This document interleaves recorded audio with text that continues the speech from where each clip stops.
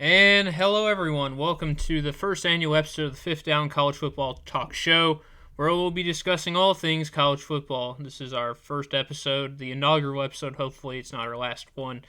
We'll be talking about the 2021 offseason, but before we do, let's go ahead and introduce ourselves. I am Link. I am one half of this podcast, diehard Vanderbilt fan. Yeah, I know it's hard to meet a Vanderbilt fan anywhere in the galaxy these days, but I'm one of them, and hopefully by the end of the season I'm not depressed like I was last year. And with me, my co-host. Hello everyone, I am Hog for a die-hard Bama fan. I'm also a secondary fan of the UC Bearcats, and unlike Link, I'm not miserable all the time.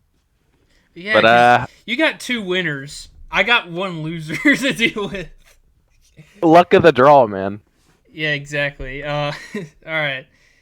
The intro's out of the way. Let's go ahead and get to our first topic of today's show. We're discussing, if you're here for a preview or anything like that, look to our next episode, which will be coming out next week. This will be strictly based off off-season talk. So we'll discuss everything because this year, unlike most years, is actually a pretty packed off-season. Lots of big changes, and the biggest change of them all, really changing the face of the NCAA for the future, player endorsements. I mean, Pretty big deal. Yeah, I mean, this is something that's been debated over ever since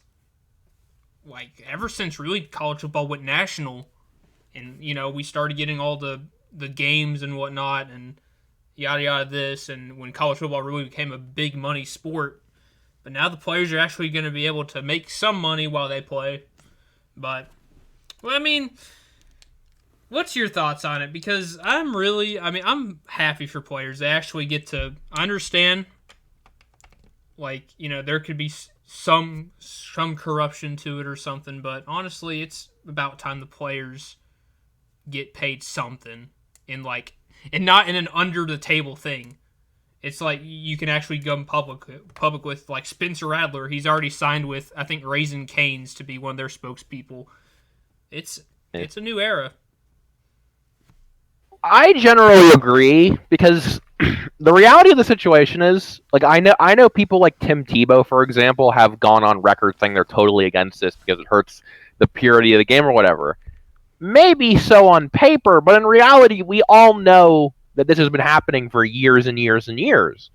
If you want any proof, you can just go look at the Secret Base series that they made on the Ole Miss scandal a few years ago. Oh yeah, right? The Laquan Treadwell, or not Laquan Treadwell. Sorry, what was his name? Laramie Tunsil, right? That alone kind of exposes how corrupt the system is before this. So it's not like this is a huge difference. It's just making everything official. Yeah, and this is an important issue. I mean, this is an important detail that a lot of people miss when it comes to it. The players can make names off their likeness from third-party deals. They can't be directly paid for by the school. So if you're like, that's probably going to happen, you're going to see a lot of, especially group of 5 players, and you're going to see them in local car lot commercials or something like that.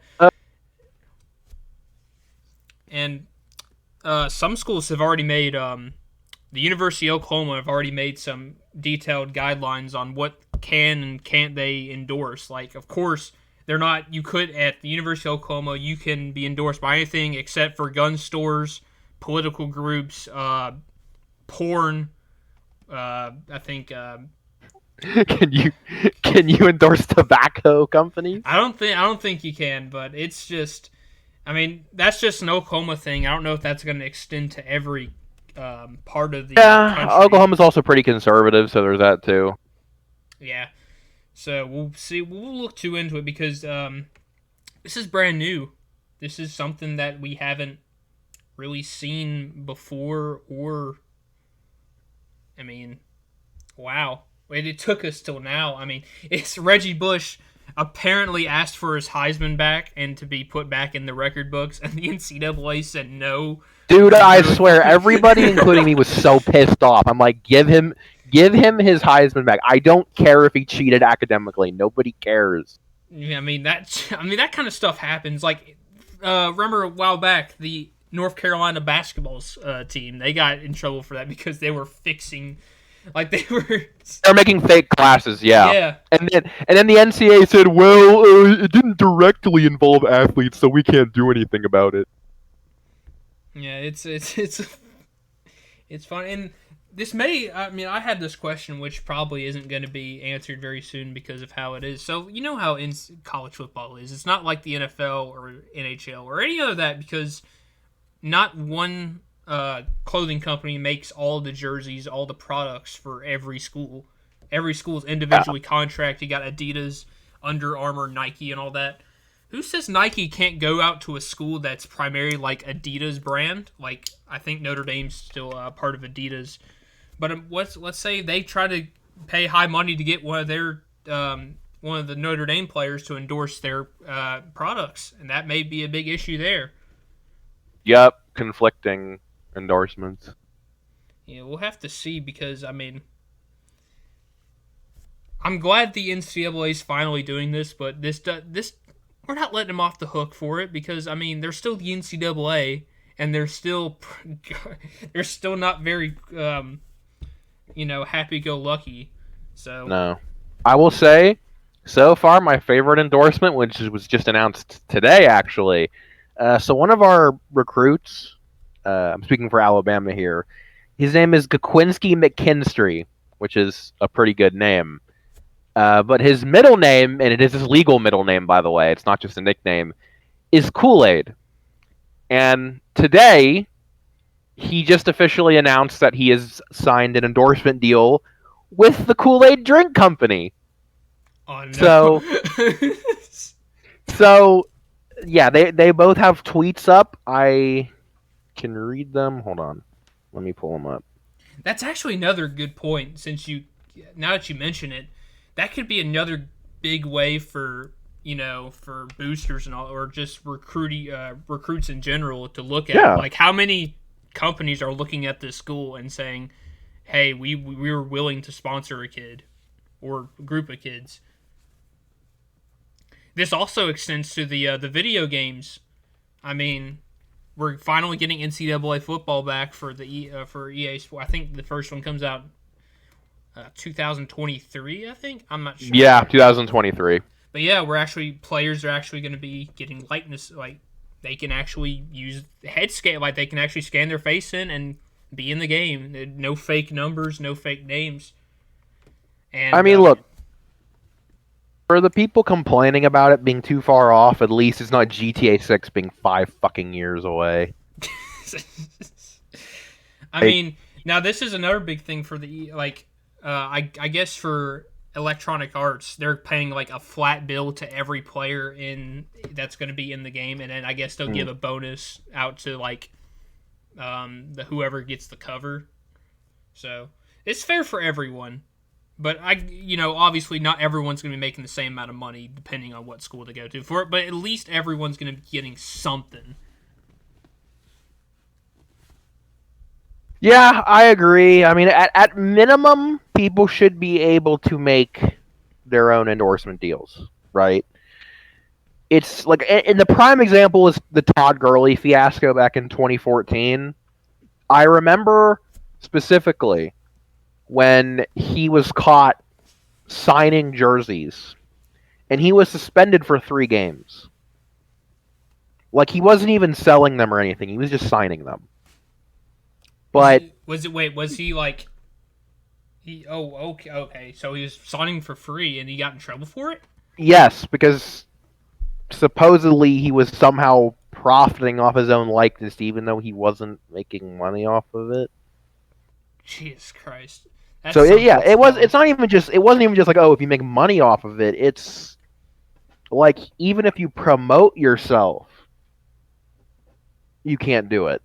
Yeah, I mean that's what Manziel got in trouble for, like, because he actually had people pay for his autograph.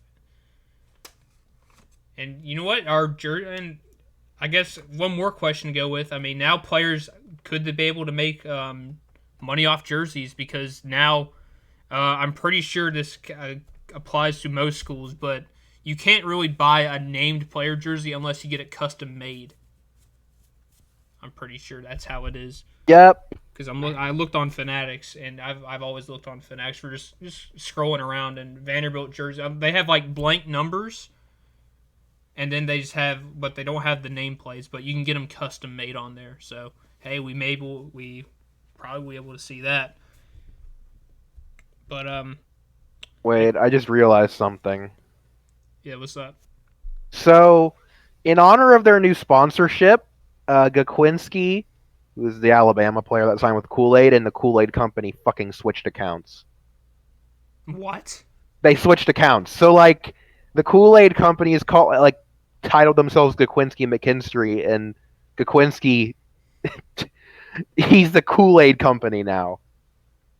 So, it's confusing. Oh, well then. Yeah. Yeah, so it's we a may troll. see that. Like, some players are going to sign with some crooked sponsor or something, and everything just falls apart. But, I guess next topic, another big offseason move that could impact the way we see college football. The new transfer rules, how we're one-time transfers for all athletes in the NCAA. Yep, without sitting out a year, correct?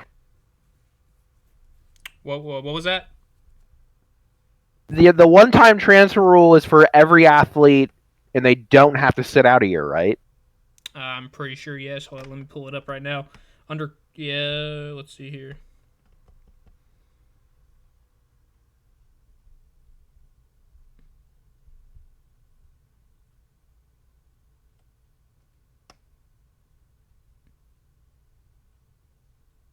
Yes, okay, yeah. They've relaxed the transfer rules, and like apparently, they're for football at least. From what I'm reading, they're going to 25 as the maximum amount of transfers a school can have in a given year. Jesus. But I don't think there's a minimum for players leaving or a maximum for players leaving, so I guess that could stop everyone from going to Alabama this year. So, well, most transfers happen because the kids who are transferring didn't get any playing time, though. Going to Alabama is not going to solve that. And the thing is, rings are not really enough of a motivation for people to transfer to schools.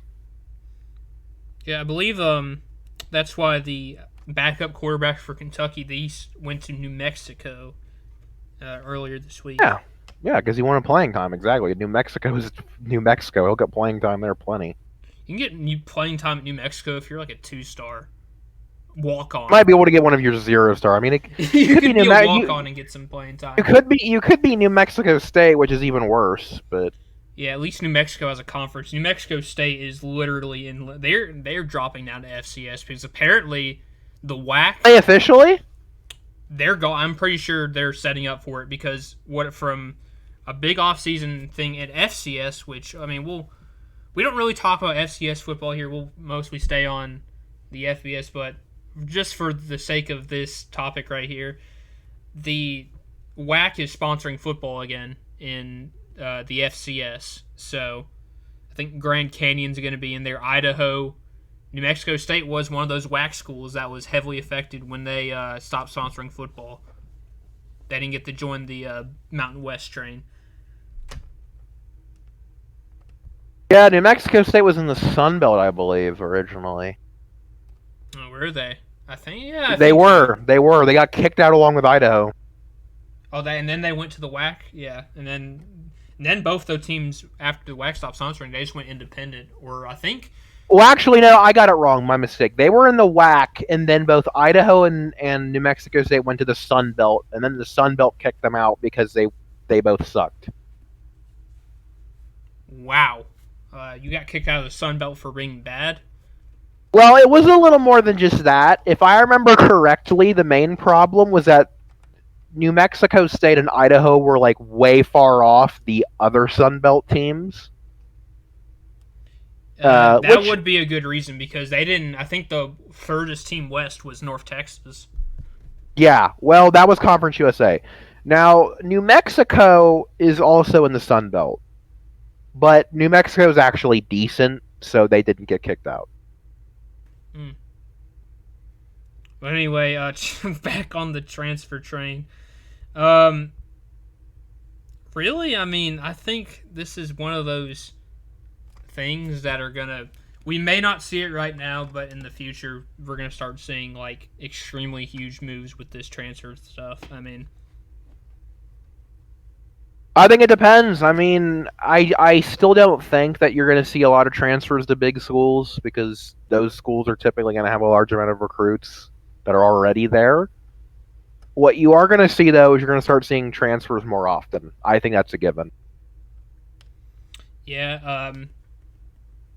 And this is pretty big for 2021. You see the new transfer rules and player endorsements. I mean, you gotta think the NCAA is becoming more pro athlete in this rather than pro school. Well, we'll get on that because that's a really hypocritical if you're doing that. Considering if we'll talk about that later. But hey, I mean, I want to become an NCAA athlete now, I can make money. I can, have a comfortable transfer experience. Can I name myself Lamborghini and get a Lamborghini sponsorship? A Lamborghini. Well, okay. I mean, if Kool-Aid got a if his name is Kool-Aid and he got a Kool-Aid sponsorship, I don't see why I can't do the same. Well, at least they sell Kool-Aid in Tuscaloosa. I don't know if there's a Tuscaloosa Lamborghini dealer or any dealer. I don't know. I'll have to go down and check again. I'll have to ask my wife. She keeps up with it. All right. Well, honey, is there a Lamborghini store in Alabama? I don't think there's one in Tennessee. I think we have there's a Porsche dealer in downtown Nashville. That may be it. Isn't there 3 car dealerships? I think there are only 3 car dealerships in the entire state of Wisconsin too. There's way less car dealerships than you'd think. Wow, not even that's counting is that counting both just official manufacturer or just official manufacturers? Or Uncle Cletus's Uncle Cletus's car lot sponsored by the University of Wisconsin Green Bay Phoenix or whatever. No, it's official ones. There is one in Madison and I believe 2 in Milwaukee and 1 in Green Bay. Wow. Literally, I might have to take a plane ride just to go to a car dealership. All right. Well, let's transfer out of this topic and let's go to our next one. Now we're gonna get. Now we've been joking all the. We've been happy. It's been a happy 17 minutes we spent so far on this podcast, but now it's time for us to get angry. Yep. Let's go. So the NCAA, there was rumors this June. And these rumors have actually been confirmed by some members of higher-ups. And I think it was confirmed by ESPN. But in the future, I think as soon as this current contract with the 14 playoff, which I'm pretty sure ends in 2024 because I think it was a 10-year deal, we're expanding the playoffs to 12 teams. And not only 12 teams, but we're also getting automatic berths for conference champions. All 5. The system, I believe, works with 5 auto bids or 6 auto bids. I'm sorry. So you're gonna get 5 auto bids for the 5 Power 5 plus an auto bid for a Group of 6 team, and then the rest are at-large bids. All right. Well, I'm already seeing the arguments being made. Oh, the March Madness does the same thing, and people will argue March Madness is way more exciting than the current college football playoff, or just bowl season in general. I'm willing to make that argument if it weren't for the fact that there's only 10 conferences in the FBS, and college basketball is unified. There's, I think, 32 conferences. Half the teams get in, right? That's how it is. Yep. But you can't play with how that. I mean, it would kind of suck, honestly, if we just saw, if they were doing no auto bids, then we wouldn't see teams like Florida Gulf Coast or making these miracle runs, or even just all these different small schools I I forgot. I missed out on college basketball. It feels like so long ago. But all these really small schools, and then we're going to have, like, 10, 12 ACC schools, and they'll dominate one bracket or something. It would just be kind of boring. But I understand, that's how people feel about the SEC ruling the field. But, I mean, I don't know. I just don't think this is a very good idea. I think in my perfect playoff format, I have 8 schools, no auto bids. You play to get in, and there's at least enough teams to, shake it up. You can have multiple teams get in that weren't in last year, and one team make a miracle run. There's even a spot for a group of 5 team, because I think Cincinnati was I think 7th by the time the bowl selections were made. So, like, there's still room for a miracle to have, like, some underdog team or playoff buster. But 12, I think, is just really pushing it.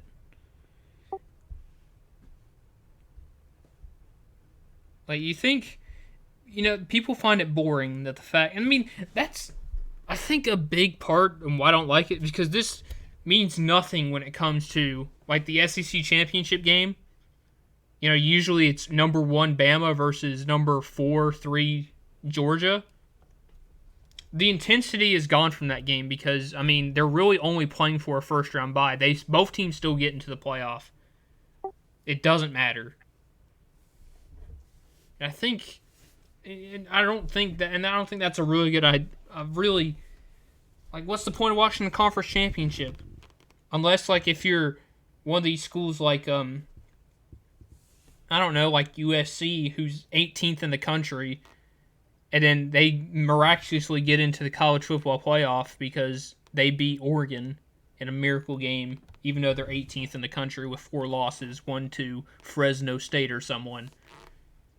Like, that's a big thing. Like, we're gonna potentially see top 10 schools in the rankings miss out on the playoff because of how the auto bid system is.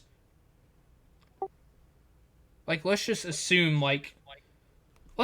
that, there's 6 spots that are for, all conference champions. Not all of those champions are going to be in the top 12. So you're going to have, like, a number 11 or number 12 school miss out because number 18,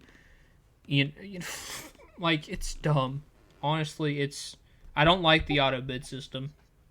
Because at least in college basketball, bringing back up, at least every top 25 school gets in the show, no matter what. That's my thoughts on it. Arthur, what do you got to say about this 12-team format?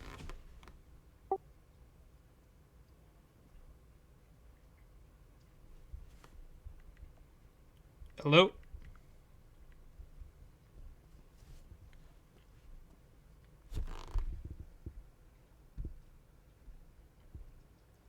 Arthur, I think your mic cut out.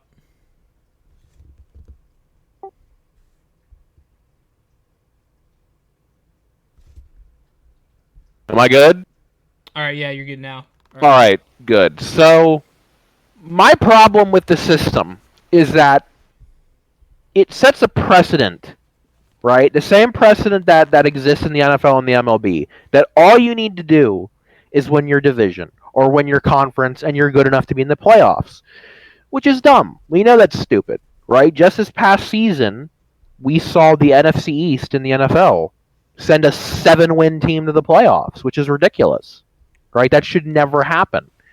We saw a 7-8-1 Panthers team a few years ago get in over a 10-6 Eagles team, right? And in baseball, it's even worse. We've seen 100-win teams get a wild card spot, right, in 2018 with the Yankees and the Red Sox, because the Red Sox were a little bit better than the Yankees. I think they won 110 games. The Yankees won 100. So the Yankees, even though they had a better record than some of the teams that were ahead of them, they had to play a wild card game because they didn't win their division. So you have this system that rewards being mediocre as long as everybody else in your division is beatable. It doesn't reward competition. Yeah, and you know what? As a Braves fan, I can go ahead and admit right now. I mean, if we're either winning the division or not making the playoffs, because if we don't win a division, we are so far back in the wild card spots because the NL West is super hot right now between the three California teams. But Oh, the Padres are collapsing. They just got swept by Colorado. okay, I think we're still I think we're still 5 games back, but that's still a very good point. Like, people complain all the time in the NFL. Oh, why is 8-8 Tennessee or 9-7 Tennessee getting in over 10-6 Pittsburgh or something? Pretty sure that happened a couple years ago. But That you're thinking of the Eagles and the Panthers. That's when that happened. I may be. It's honestly just 8 teams, and think about it. How does shake up bowl season? Like, we already have 45 bowl games, and now we're getting a 12-team playoff format. Are all the New Year's 6 games going to be the playoff? Are teams going to play in 2 bowl games a year if you're on the march to the championship? That's very dumb. Like, I've heard a rumor that I think they're doing the I guess we call it the elimination round, which is or the wild cards round. I'm sorry, but at home campuses. And what are you're rewarding teams that make the okay? So here's something I don't get.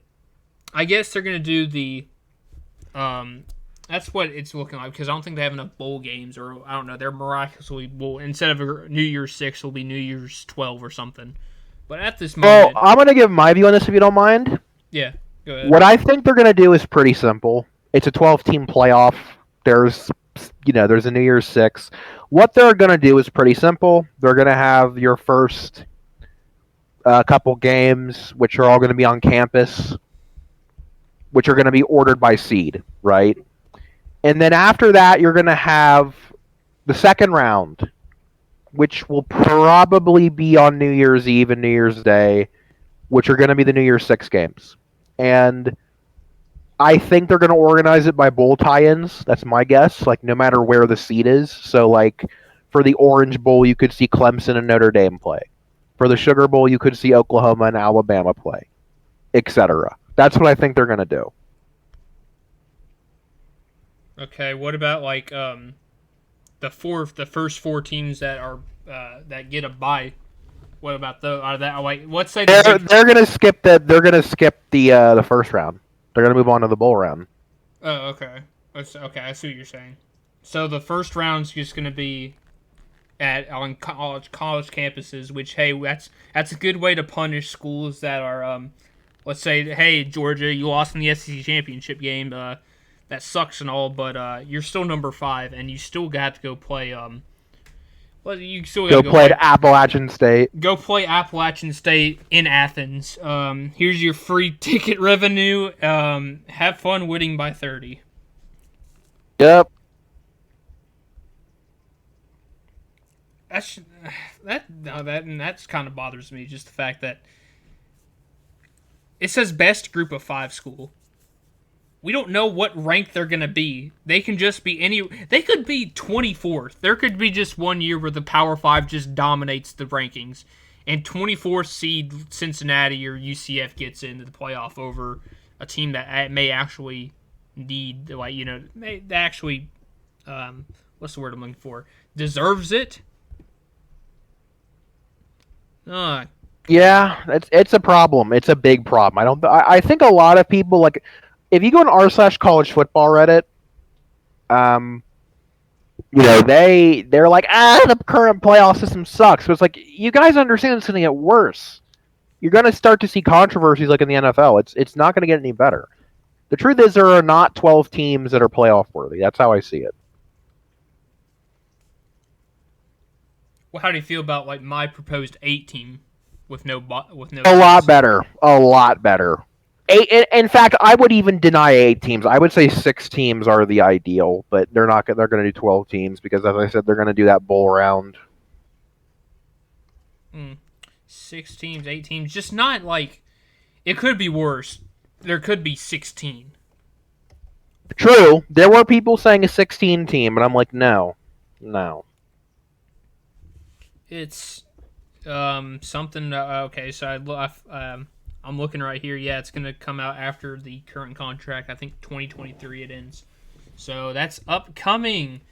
I'm pretty sure. Do you want to be honest? I honestly think ESPN really were the ones who shoehorned this in, because you know how many writers for ESPN are in the playoff committee or at higher ups who actually they're one of the few people the NCAA will listen to. Yeah. Speaking of ESPN influencing things, that could be what's going on in this next topic, and it's one of the biggest stories of the year, and another maybe earth-shattering moment that will the really small domino that will continue to knock over bigger and bigger dominoes. OU and Texas are leaving the Big 12 when they can, which I think is 2025. And they are Correct. going to none other than the Southeastern Conference, the conference that already has the most money ever out of any other conference. Yep. We're both SEC fans of varying levels of successful teams. Yeah, varying levels of success.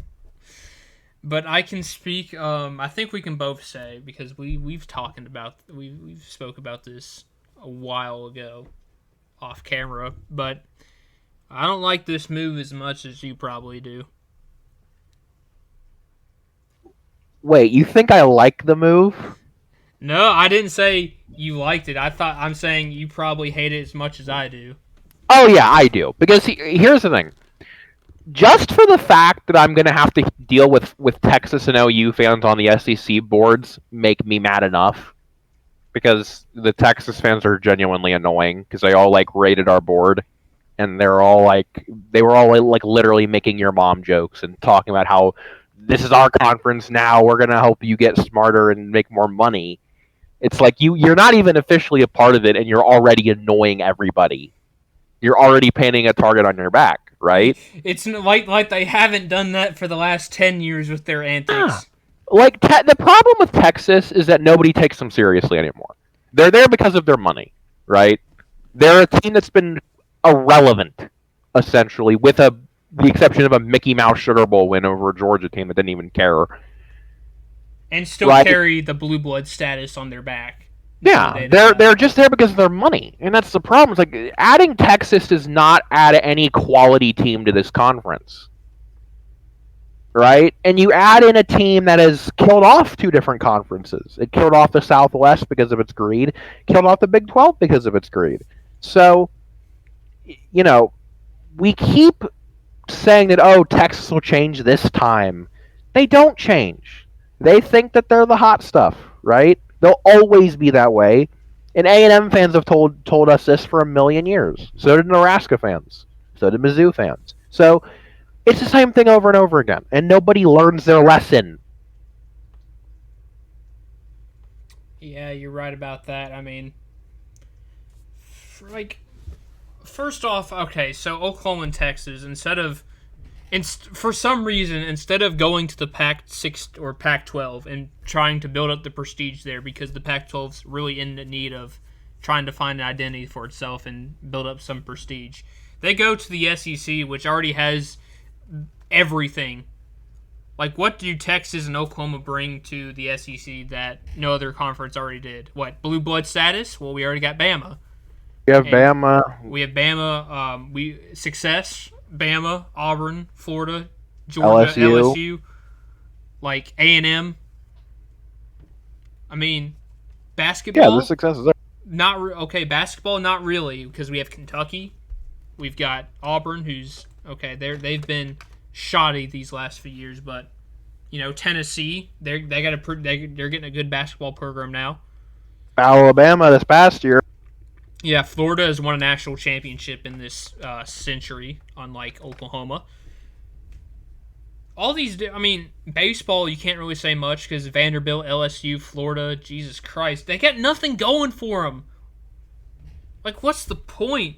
I get it, you want money, But I'm pretty sure you can make a lot more money just being yourself. Just go off on your own. Be independent.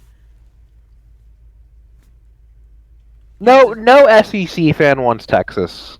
None of them do. Oklahoma's a different story. I don't want Oklahoma in here either, but I don't think I'm outright hostile towards Oklahoma.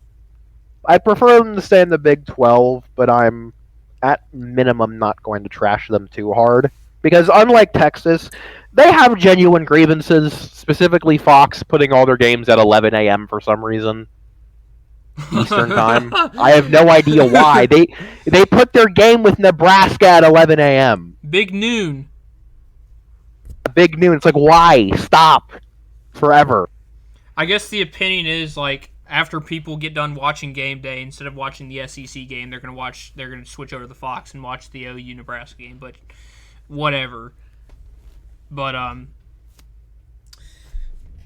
don't know what to, because we're already seeing the OU in Texas. Okay, so we're gonna get more recruits to the SEC. The SEC's really gonna gain more wealth off this, and everyone else is gonna get poorer. That's really where. It means less money for small teams too. Yeah, like there's gonna be less parity. Like, I saw a graph about this. Since 2014, the SEC has had, I think it was, I'm sorry, let me pull it up for a second because, okay, so including Texas and Oklahoma's move, these are the percentage of blue chip recruits to sign with SEC programs, and like I said, this is with OU and Texas since 2014. 52.9% were 5-star, 43.7% were 4-star. For every one recruit, the other one goes to the SEC. Damn. Other SEC. 4 stars is a little less than that, but 4 out of every 10 4-stars are going to SEC programs. That's just in football. That's not counting basketball, baseball, water polo, nothing like that. So I really see this as a loss for every other school.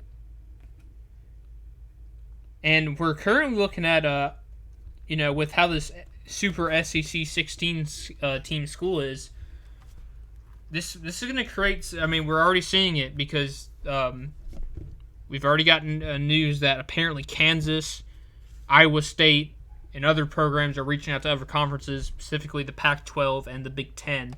So correct. We're potentially going to see, and West Virginia potentially going to the ACC. We're potentially seeing a Power 4 conference, 16 teams each. Which would be a disaster. Depending That's the problem. And you know what? This also works in the favor of that 12-team format. Every Power 4 conference champion gets that one bye. Or something stupid like that. But we're going to see, apparently, I think it's Texas Tech, Baylor, Oklahoma State, and TCU. They're looking to the Pac-12. Kansas and Iowa State, I think, are looking at the Big 10.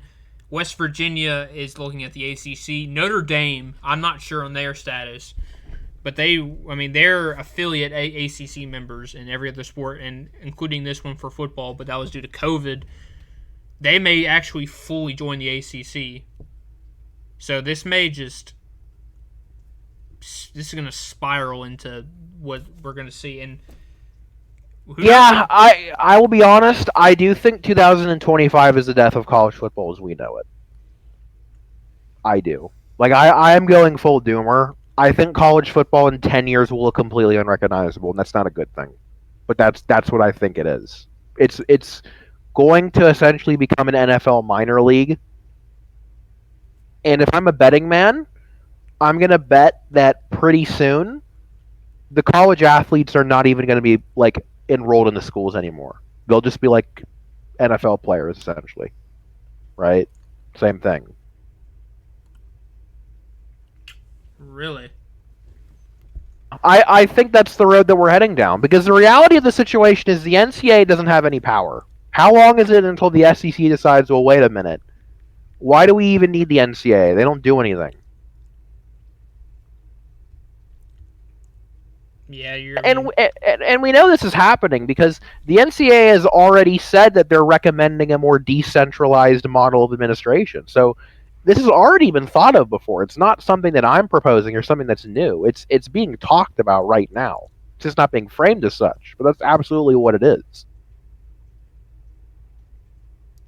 Really? Yeah. It's going to be... And you know what? There may be a point where the SEC has so much money, they can get every school, not only in the Southeastern Conference, not only in the FBS, but the FCS. We're just going to say, hey, we're going to run our own collegiate sanctioning body. We'll run all the sports. We'll have there's at least probably, and we'll have enough money. We can supply almost every school. We have our own network. We have our own deals with ESPN to get all these schools to get at least some coverage. But I mean, we may see that. I think it's probable. That's how I feel about it. I don't think it's a good thing, but I think it's going to happen. Yeah, I mean, dollar bills do talk. And they say, well, we should do this because we can make all the money. Which, I mean, hey, that's college football for you. But, Jesus Christ, this is going to be I mean, hey, SEC fans get what they want because we've complained about all these years where, OU hasn't played anyone, and then they get blown out by Georgia in the semifinal or Alabama in the semifinal. Happens every year. Now Oklahoma gets to play all these SEC schools, and then they go 8-4, and they're like, we told you so, Mickey, Big 12 or something. Yeah, Mickey 12. Mickey 12. What's this mean? Like, I was mentioning, like, all these talks about, one school that's getting left out in all the Big 12 discussion, Kansas State. I think they're probably going to go to the Mountain West. From what I've heard, the only team that's essentially guaranteed to getting out of this, beyond a shadow of a doubt, is Kansas because of their basketball program. We don't know what's going to happen to the rest of the schools. That's a great thing to have. Let's add Kansas because, the undercard for the Big Ten is totally not just hot shit. Like, we're going to get Kansas, Illinois, Kansas, Rutgers, Kansas. Woo! It's going to be awesome. Yeah, we already have Rutgers, although Rutgers actually is decent now. Yeah, Rutgers actually with Greg Schiano is turning it around, so we can't really joke about that. But, I mean... Remember a few years ago when Rutgers and Kansas played? I remember calling it the Toilet Bowl. At least Kansas and Nebraska is coming back with this. I forgot to mention. We're going to lose so many rivalries to this. Like, are we ever going to... think about it. With Missouri and A&M's move to the SEC, I mean, we lost Missouri, Oklahoma, Missouri, Kansas, Missouri, Illinois. I mean, what does it... I mean, we're going to see Texas Tech go at it. Oklahoma State. We may keep that. I think there's going to be some outside forces that will make Oklahoma and Oklahoma State continue playing Bedlam. Actually, I don't think that's true because from what I've been reading on the Oklahoma State football forum, a bunch of the alumni don't want to play Oklahoma anymore. Wait, tired of losing? They're tired of they're tired of losing to them. They don't want to play them anymore. So I do think there's a pretty good chance of when the scheduled rivalry ends in 2025, that's the last game we see. But let's keep going down the list. Oklahoma, Kansas, sure, that's not a big college football rivalry. Sure as hell isn't, but basketball, that's a big basketball game right there. You're missing Kansas State. Kansas State. Oh, and, of course, the most important one, you're missing Farmageddon between Iowa State and Kansas State. Exactly, dude. I'm sorry, West Virginia. We don't really have any big rivals for you to miss out on because, you didn't really make any. But that's just the state of how you are as a football program. At least you may get into the ACC this time around. I hope they do. I want to see them play Pitt so freaking bad. I think we all do. I think we want to see West Virginia, Virginia Tech. We want to see West Virginia Pitt. We want to see West Virginia Clemson. We want to see West Virginia everyone. No one wants to see West Virginia Kansas State because we've seen it before and it's like, it's all right, but I mean, there's better options out there. Yep, exactly. So, all right, that was your Conference 3 alignment shenanigans going on. Let's go ahead and get in some early recruiting news because let's not. The official 2021 recruiting classes have been officially enrolled. They're ready to go this year. But let's just go down the list. Look some rankings. Bama once again cleans house. Ohio State almost puts up, I think, just as an impressive. Oh yeah, OSU and Alabama had historic classes. Quinn Ewers is like the big Ohio State guy, and we know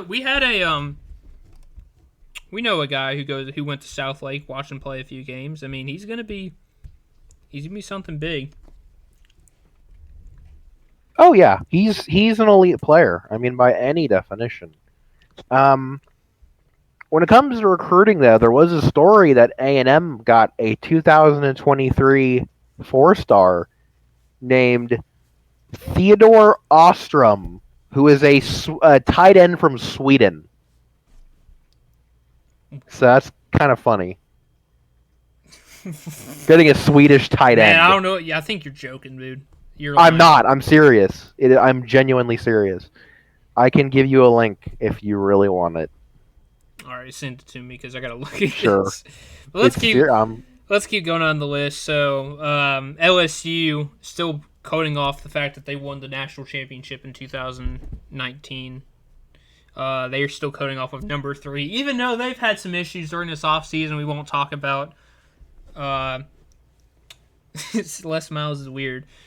Georgia number 4, Clemson 5, Oregon 6, USC 7th, A&M 8th, Notre Dame 9th, and Oklahoma is rounding out at 10th. Really typical. North Carolina is actually getting some really big because they've had a pretty impressive past 2 years. They almost beat Clemson 2019. They're becoming Send you the link, by the way. In an ACC conference we don't know much about in terms of their future, other than the fact that Clemson's going to knock it out. But North Carolina is going to become one of those really good schools like Miami. So, let's keep going on. North Carolina did have a better recruiting class than Texas this year. But hold up.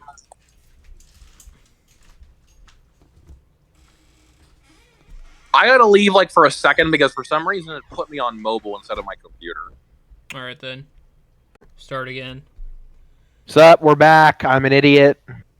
Yeah, he's not very smart. Well, we will have these we'll have this kind of shenanigans in our first episode. But 2022 rankings, Penn State is a early favorite right now with Notre Dame, Ohio State, and Bama. Ohio State already has they got C.J. Hicks out of somewhere, but he's one of the big 5-star recruits already. I can't say as a Vanderbilt fan we're very big in the recruiting this season, but you're a Bama fan. What's going on over there since you're actually putting in some decent prospects? Nothing much. We're getting a lot of guys, which is good.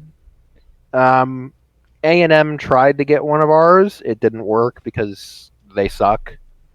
There really hasn't been much news on our front lately, besides the McKinstry endorsement with Kool-Aid. But I'm trying to scroll down, see if I can see anything, and no, I can't find any news here for us lately. All right then. Well, if that's the case, let's go ahead and go to. We'll highlight this because it is off-season talk. The coaching carousel, and I know as a Vanderbilt fan, we've had a pretty big impact. We got Derek Mason going out. Clark Lee's the new guy. Honestly, very excited to see what he brings. I understand last time we tried to get some big-name defensive coordinator out as our head coach, we got Derek Mason. But who knows? This may be new because, Notre Dame's I'd say they're a little bit more of a prestigious program than Stanford, and Clark Lee has produced some pretty good defenses for the Fighting Irish. Oh no, Lee is and here's the thing. It's not just because of the talent, because he also had a top 25 defense, I believe, for 3 years straight at Wake Forest. So he knows how to work with a lack of talent. That's not new to him. If he can do it at Wake Forest, I think he can do it at Vanderbilt. And the thing with Vanderbilt is, because of its academic reputation plus its location, it's in Nashville. I think if you get the right guy, you get your new James Franklin. I think you're going to get a lot of people that are going to go there. Truthfully, I do. I think if you get the right coach, I think you're going to see a lot of kids start to go to Vanderbilt. Because there are going to be plenty of kids who want to have the prestige of playing in the SEC, but might want a more academic experience. And Vanderbilt's really the only school that can give you that. Yeah. Plus, the nightlife is really good because it's Nashville. Yeah, I mean, that's what I point out, but I think the pressure of being a highly academic program is just going to put too much strain. Like, I mean, there are some smart college football players, but not everyone is a Vanderbilt, at that caliber. Yeah, but those kids exist, and I think they're going to start going to Vanderbilt because really now they only have two options, right? You have Notre Dame or Michigan, and Vanderbilt's a way better place to play than either of those places are. Yeah. Like, where would you rather spend your winter, in Vanderbilt or in Ann Arbor, Notre Dame, or South Bend, Indiana? That's true. One of the bigger stories coming out. Steve Sarkisian's going to Texas to be the new head coach. Yep, Mr. Alcoholism himself. For real, though, I wish Sark all the best. He was a pretty good coach at Washington, pretty decent at USC. I don't know if he'll succeed in Texas, but I think he'll do good enough. He was great here at Alabama. A lot better than our previous guy. Frickin' Brian Dabble was horrible here. So, all my luck to him. Texas is a cursed school though now, so I don't think he'll be able to get them back to an elite level. Yeah, he's really being... I think he'll be able to handle it. But another big news, Auburn's new head coach, Brian Harrison. I think he was from Boise State, I think. Yeah, Brian Harsin is a questionable hire at best. He has no experience in the SEC or the South as a whole. He was a mediocre coach who underperformed with the recruits he got. So, and Boise State fans were telling me that they were happy to see him leave. That's not exactly a great sign. And the coach he replaced is going to Gus Malzahn to UCF in probably one of the more fitting. Gus Bus! Considering both haven't done really much since 2017. So it's very fitting that both of them are now in this situation. UCF is no longer the front runner of the American. Gus Malzahn's no longer a front runner of anything, but let's see if he can recover his little dignity that he has after he gets all that money from Auburn. Maybe he can use that money to, help UCF out. I mean, he's getting a lot. Let's just put it at that. He's getting a lot of money. $21 million, I believe. Yeah. Unfortunately, Auburn had to sell all of their desks and books from the science department to pay off Gus Malzahn's buyout. Oh, that's unfortunate. Next coach up, and Josh Heupel to Tennessee. This might have been the worst hire. I do not understand it at all. Heupel was a coach who never impressed me, and who didn't impress UCF fans, because a lot of them said that they were happy to see him go. His record got worse and worse every year, so I don't get it. And of course, Tennessee's new athletic director was UCF's athletic director as well. So you're going to have to ask if there's nepotism there. Now, he is a good athletic director, at least he was at UCF, so we'll have to see what happens at Tennessee. But it is questionable in my opinion. I mean, I definitely agree with you there. I mean, considering the fact that, Tennessee right now is probably... They had a lot of recruits or people leave, and that's not a very good sign. I mean, you got this. We've seen Vols fans when it comes to coaching hires, or just they have a big presence, and they will get loud when they want some change. So he's thrown to the wolves here. Yeah, I'm just not sure he's ready. I think I have the same problem with him as I had with Cornbread, as the Tennessee fans called him. Speaking of Tennessee, former Tennessee head coach Butch Jones going to the former place of Gus Malzahn, Arkansas State, to get a new, try to build up his prestige once again after, well, some stuff happened. Let's just say that. Didn't he get like a really good staff as well? I heard he got like a really good staff. I believe so. So hey, good for him. He'll go out and play some talented Sun Belt schools. Shane Beamer to South Carolina. This is a. What's your thoughts on it? Because I don't like that hire at all. It's nepotism to me.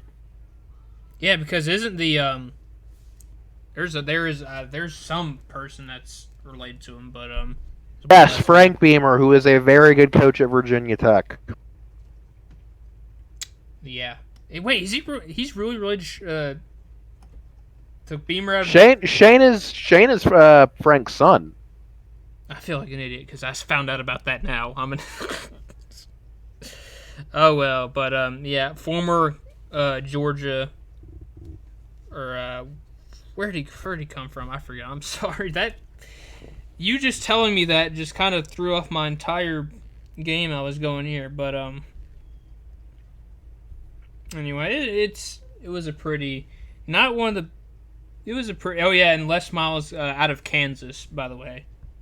Yeah, because apparently he likes blonde girls. That's what we found out. Yeah, he's not. In the investigation, we played a little detective, and we were able to identify, I believe, 4 of the anonymous players in that report. Which is pretty proud of ourselves for that, guys. Wasted an entire Friday on it, though, but hey. That was a fun Friday, though. It was very fun. All right, then, let's go ahead and we're about done here. Let's go ahead and wrap things up. One more topic. Yep. It's nothing too big. It's just new overtime rules, which don't really mean a lot because they're trying to make overtime a lot shorter. I'm pretty sure it's the after the second overtime, teams were required to run 2-point conversions, no extra points. They're trying to condense it because we don't want to. Apparently, even though fans were going wild about it, there will be no 2018 LSU A&M sequel to that. But hey, I mean, I was kind of expecting this because, I will admit college football has the best overtime system, but it does easily. There's no stupid ties and it's high stakes. Yeah, it's high stakes, no stupid ties. But I mean, I think this more goes on to the networks. They like to put in commercial breaks after every overtime, and that's what drives up the time. That's what drives up the TV time. Is the fact they put overtimes like at every 2 possessions, and it's annoying. But I'm glad they're not fully changing it. If they fully change it, then yeah, that's where we can start like. Can't say riot, but we can really get mad about it. But all right, everyone, that is our first episode out of the way. Thank you for listening all the way through to Fifth Down College Football Talk, episode number 1, discussing the 2021 offseason. You can reach us out at I'm Link. You can follow me on Twitter at itslinksZN. And I'm also a member of the Salty Sports Podcast. We are currently putting up a new episode as of today's recording, which is August 18th.